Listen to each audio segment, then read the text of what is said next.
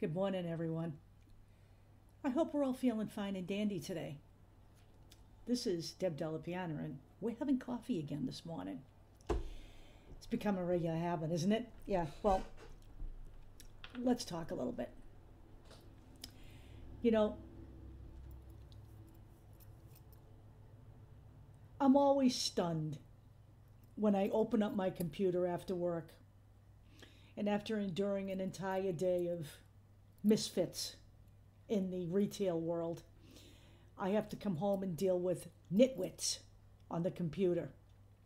So now we have all of these members of the GOP so appalled that anyone would have the utter temerity to protest the Supreme Court justices outside their homes. And the notion that you can do that to politicians but not to judges because they're not political figures is a fucking laugh riot. Oh, they most certainly are. Oh, you know, it's a different story when a judge rules the other way. When they rule in favor of somebody on the left, they're called activist judges. But these 5 assholes in the Supreme Court are not activist judges. They are all political figures. Anyone in the government is a political figure. A Supreme Court justice is a political appointment for fucking life. You should be so lucky in your job. So I'm going to remind everybody that the anti-abortion movement has had a very long history of protesting outside the homes of abortion providers. So we actually had a Supreme Court ruling that was actually a Boston event, McCullen versus Coakley, whereupon Massachusetts put up a buffer zone around its abortion clinics in order to keep people free of harassment and intimidation. Now, I think we can all agree here that harassing people, making that kind of a decision, and intimidating them outside an abortion clinic is a pretty heinous thing to do. That's a little different than, say, protesting outside a Supreme Court justice's home, okay? Because all they've done is made a decision to take somebody's basic rights away. But nevertheless, it is protected by law. It was struck down in Massachusetts law that provided this buffer zone. So the people standing outside the homes of, and I'll put this article in here. The legal information is cited here. The people sitting outside the Supreme Court justices' homes are exercising their political rights. They're exercising their rights as citizen for a redress of grievances. And by the way, they are doing it peacefully. They're not invading the Capitol building with zip ties and beating the shit out of policemen with poles and in some cases with their own batons. They're not harming anyone. They're not looking to harm anyone. They're not running around willy-nilly inside a protected federal building looking to literally kidnap people and do harm to them. They're not yelling, "Let's turn on the gas," as they refer to the legislators that were hiding in the tunnels. They're not doing any of that shit. So you guys have it all wrong, okay? The shit you did on January 6, 2021, that was called treason and an insurrection. These people are exercising their constitutional fucking rights. End of story. They're not violent. They're not hateful. They're not trying to harm anybody. They're not firebombing anybody's property. They're not doing any of that, okay? They're making people fucking uncomfortable. And that is, I'm sorry, folks, that is part and parcel of being a politician. You choose that life. No, you do not choose to be physically harmed, but there are going to be times when you piss people off. You just need to live with that. So I would suggest to you you people who are doing this, don't listen to Senator Collins whining, because she is not pro-woman and she is not pro-choice. She is full-on MAGA, an asshole, okay? And as far as Amy Coney Barrett, she's in a fucking religious cult, okay?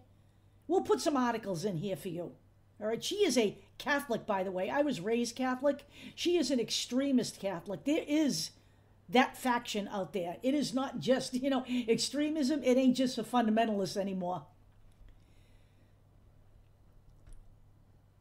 So, please, stop the fucking whining. And I think it was Tom Cotton. Was it Tom Cotton? Tom Cottonmouth Snake? That's his nickname. Tom Cottonmouth Snake wants them arrested. Oh, that's Rich coming from the party who believes that the insurrectionists are political prisoners. Shut the fuck up, okay? Just stop it. Your self-absorbed, high and mighty moral code is a joke. You have no moral standing. The GOP has no moral standing.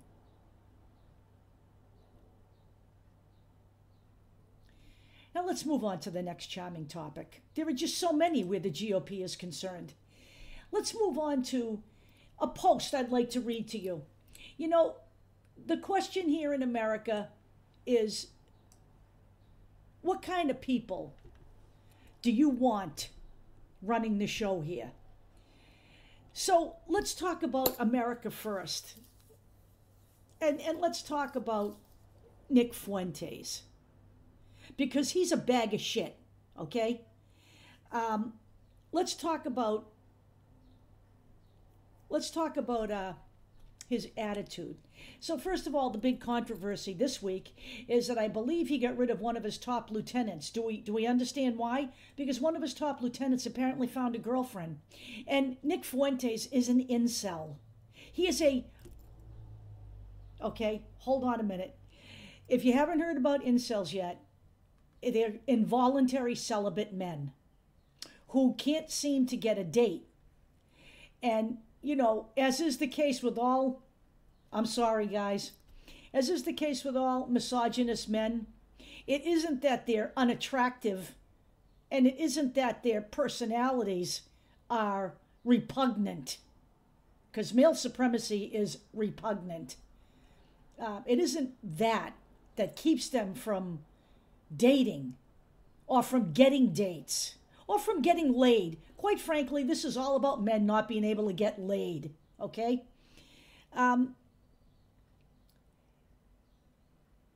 Instead of it being them, it's the woman's fault. And this often results in abuse and violence. So that's what we're talking about with incels. Involuntary celibates, men who can't get dates or laid, particularly on the first date, because they don't care whether or not you want it. I want you to understand that. Maybe you ought to go to our website and look that up. We have a section on incels there. But the thing about Nick Fuentes is that he's a voluntary incel. So he's a voluntary, involuntary celibate, if that makes sense to you. Okay?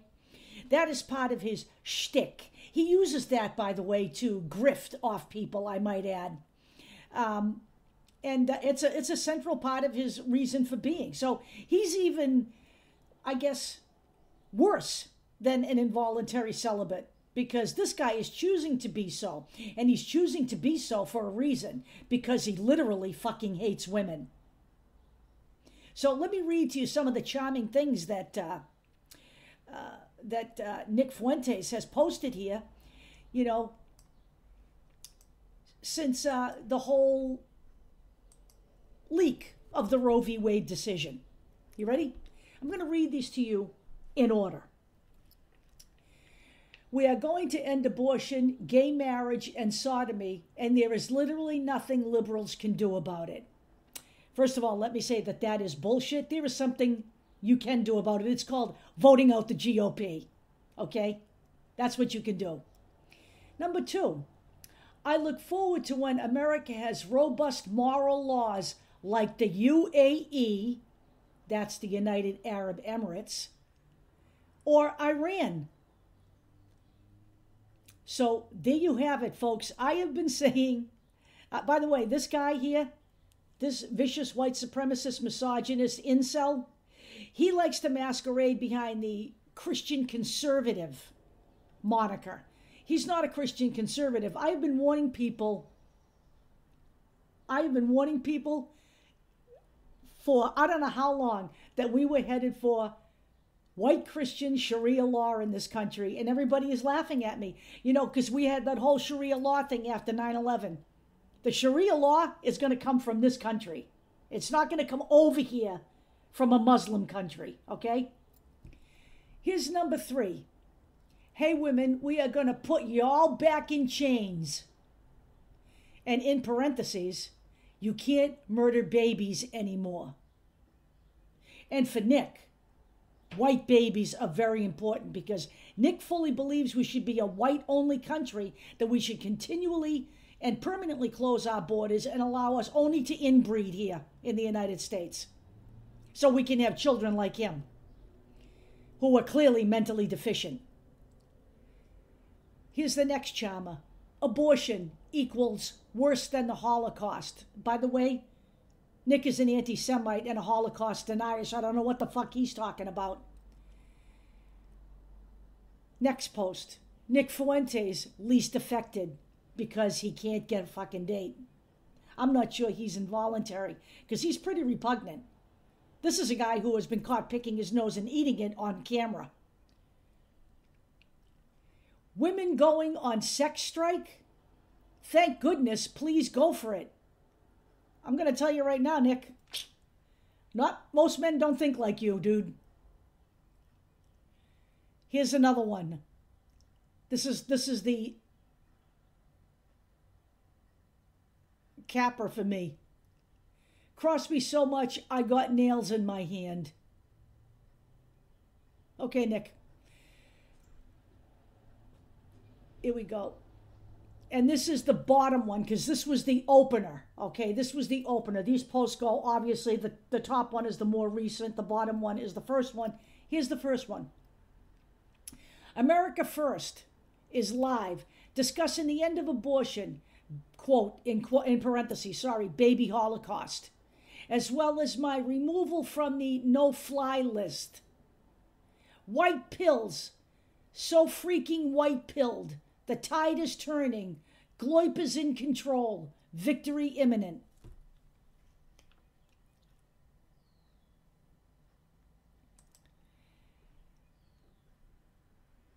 If the groypers and the gloipers are in control, you know what a groyper is? A groyper is someone who supports Nick Fuentes, essentially. And, since groyper is banned in some circles, they use gloipers to get around that. But you can also find that on our website, www.factivistproject.org, where we're laying out for you all of the right wing in its splendor, so you can see it in its full bloom, what you are facing in your future if you don't fucking stand up. And I mean stand up on a number of levels.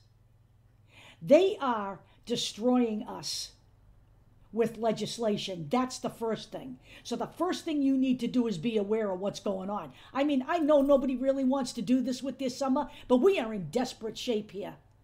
This democracy is gone if the Republicans win back the House and the Senate. I'm going to remind women again, you are more than 51% of the population.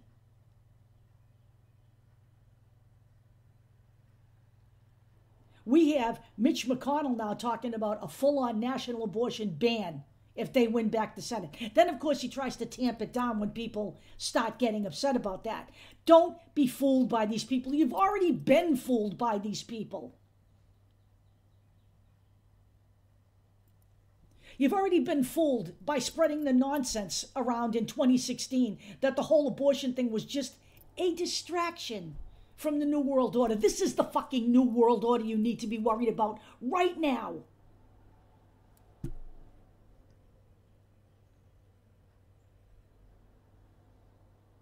I'm done here.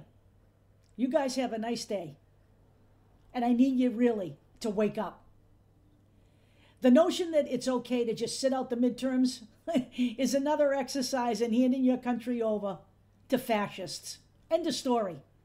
This is what is going on here.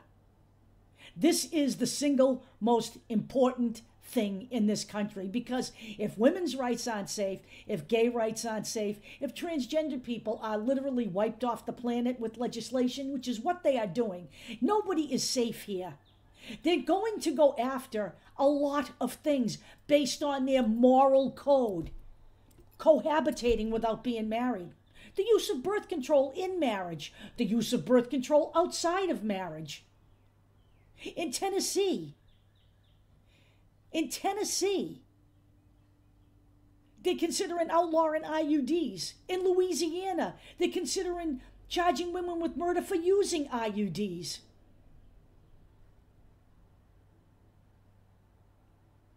They've already banned some states have already banned the abortion pills. Now they're going after the morning after pill, which actually isn't an abortion pill. The morning after pill simply prevents a woman from ovulating. It's a medical function. If you think this is a joke, I would advise you to wake the fuck up and take a look around. Look at Arizona, look at Florida, look at Texas. They're test driving authoritarianism, and you all need to wake up. I'll talk to you later.